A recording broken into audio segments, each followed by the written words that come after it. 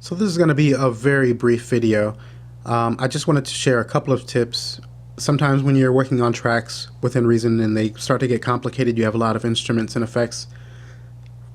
Finding your way around in the rack and Reason can get a little bit tricky, so I just wanted to share a couple of things with you. Maybe you're already aware of them, but if you're just getting started in Reason, these could be useful for you. So the first is if you are working with, say, the Maelstrom here and you'd like to immediately get to the track for the Maelstrom within the sequencer, there's these two buttons up here. So you see sequencer is here. You can just press that button and you're immediately taken to that track for the Maelstrom. Now if I F6 to bring up the rack again, you can see right next to that you have mix. So if I press mix, we're now taken to that mix channel within the mixer. And I'll go ahead and press F5 to maximize the mixer. Also note that if you are working in the mixer and you have that maximize, you have those same buttons available to you here at the bottom of each channel.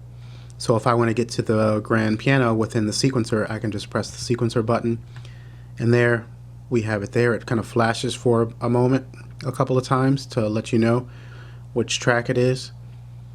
If I wanted to go to the NNXT, I can press sequencer. You can see it jumps there and flashes. If I'd like to go to the rack, then it takes me there and places it directly at the top so that I can then edit parameters. You also have, I'll F5 and maximize the mixer. You also have the same thing for the master channel. So if you'd like to get to the master channel on the rack, just press that there and you're there. And also note, it's really helpful for navigating Reason to learn all of the hotkeys. This will save you tons and tons of time. So just know that F5 is going to maximize your mixer, F6 is going to maximize the rack, and F7 will maximize the sequencer. You can also press these keys in combinations. So if I press F5 and F6, then we can see both the mixer and the rack. F6 and F7 will show us the rack and the sequencer. If I press all three at the same time, then we can see all three at the same time.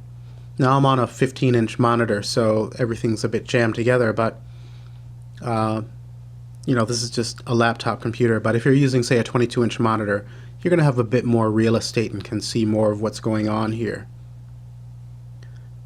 And so we'll go ahead and stop here. I hope that those few tips are useful for you, particularly if you're just getting started with Reason and trying to figure out how to get around a bit more quickly.